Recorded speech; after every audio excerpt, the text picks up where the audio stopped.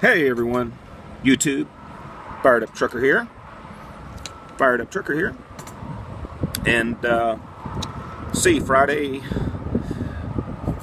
June 12th, I'm sitting outside the driver's lounge at our terminal in Hutchins, ready to go. Should be my last day of city driving in the day cab with Terry, doing some training, just getting some driving time in. Took the last 2 days off. I had some business I wanted to handle, but let me tell you, this guy's something else. I mean, I'm 52. He's 7 years older than me, so he's 59. And man, I tell you what, I really respect him for the job he does, because it's something else. I mean, we worked our tails off on Monday and Tuesday. I was pretty worn out and frustrated at the same time with some stuff, but for the most part, it almost took me 2 days to recover. But so anyway, I posted a video yesterday. I went to the DPS station in Garland, where I'll be testing out for my CDL on next Wednesday, the 17th, and I actually had the opportunity to follow a Stevens driver, Stevens Transport, out of Mesquite, around while he was doing his CDL test. Because if you go to YouTube, which you're on YouTube now possibly, and you search TexasTestTruck.com, they've got videos, or yeah, the video will come up, and he's got a good air brake test video there. And he's also got video for the actual route in Garland. He drives the entire route, tells you what to look out for and everything, so that you can pass the test. Basically, what TexasTestTruck.com is, they basically rent you a truck so you can take your CDL test, but they also help you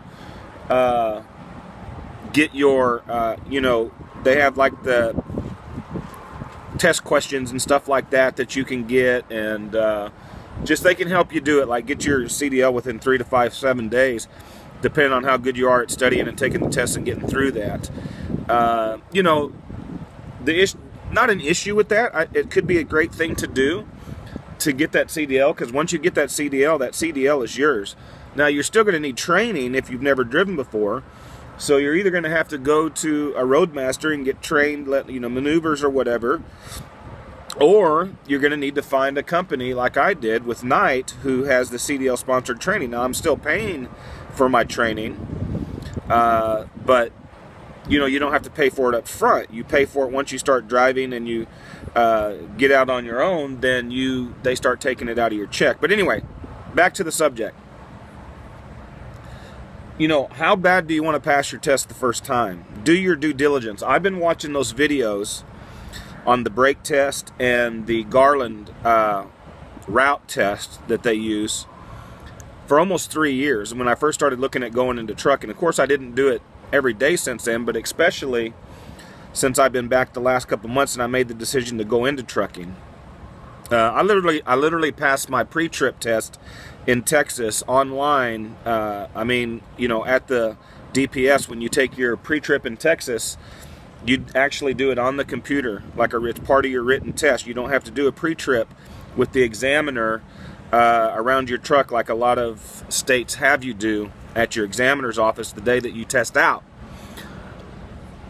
So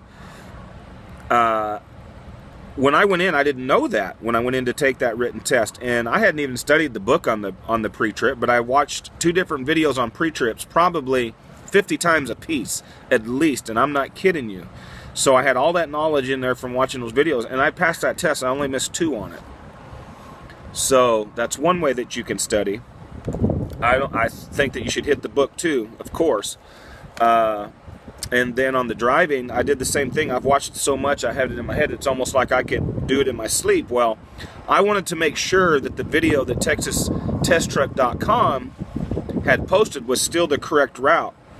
So the last 2 days, I literally went to the DPS station.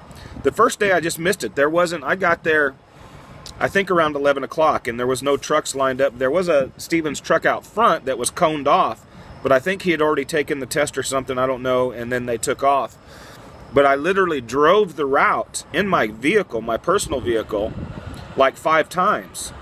So, number one, I would say, if you know where you're going to be taking your test from, do some searching, either on YouTube or whatever. See if there's a video or any information out there where that route is, what the route is that you're going to be driving on your test, and go drive that sucker in your car a couple days in a row, 5 or 10 times, so there's no surprises, so you know what to expect. It'll take some of the nervousness out of it.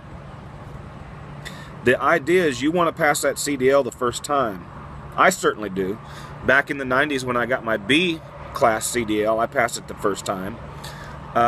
So the other thing is that, you know, when you know that, that's going to give you so much confidence when you go into taking that test. But here's the deal. I watched a guy fail his brake test. There was a Hispanic gentleman that was taking his, was going to, you know, he was there, he was going to test out in a flatbed day cab. And the examiner came out. One thing, the appointment's supposed to start at 8:20. Well, my appointment's supposed to be at 8:20 next Wednesday. I think this was the first appointments they had going on this day. And when I went yesterday, and the examiner didn't even come out till 9:15. So anyway, but I watched him go through all the stuff outside and hand his paperwork and go inside to do the brake test. And I heard it going on, but it wasn't like, you know, like it was getting done all at once or whatever. So then I seen him standing out front of the truck, and she was motioning with her hand like a number 3 and pushing with her foot, and then pushing with her foot some more and go number 4, and she was basically explaining to him what he needed to know because he failed his brake test, so he didn't even get to drive. So then she went to the Stevens guy, and of course, you know, he passed everything, and he did, you know, he got to go drive. So I followed them around on the route, and I videotaped some of it. It's like 3 different videos because I didn't keep it running the entire time. I videotaped him taking off from the DPS, and I videotaped him going down the service road on I-30 to Bobtown, and then I videotaped where they turn left to go on the street where they do the maneuvers. I turned right and did a U-turn and set across the street in my vehicle and taped him while he was doing his maneuvers. And all they do is she has you pull up, the examiner has you pull up, you do a straight line back for about 125 feet. She's back there, you know, waving you back, and then when she's happy with how far you've went, then she waves you the other way and turns, and then she wants you to go out into the other line and then do a blindside parallel park, and that was it. And the main thing is, don't hit the curb. He was probably 18, 24 inches off the curb, and the front of his cab wasn't that, you know, so I don't know if he lost points or not. It wasn't perfect, but he didn't hit the curb. So, and the other thing is, it's not a race. This guy was going slow. He was driving slow. I mean, there was times when I was behind him, I had to go, and I was staying a good distance behind him, almost like 150 to 300 feet behind him, and I was having to go 20 miles per hour not to catch up with him. So I mean, he was going slow. He was taking his time. The key is to pass the test. It's not a race. Excuse me. So anyway, Fired Up Trucker, make sure that you come find me on Facebook, Jim W. Hammonds. Come and join Fired Up Trucker's Facebook group, and subscribe to this channel. Like it. Comments, anything I can help you with, ask me any questions there. Share the videos and subscribe to the channel, and we'll see you on the next video. Bye-bye.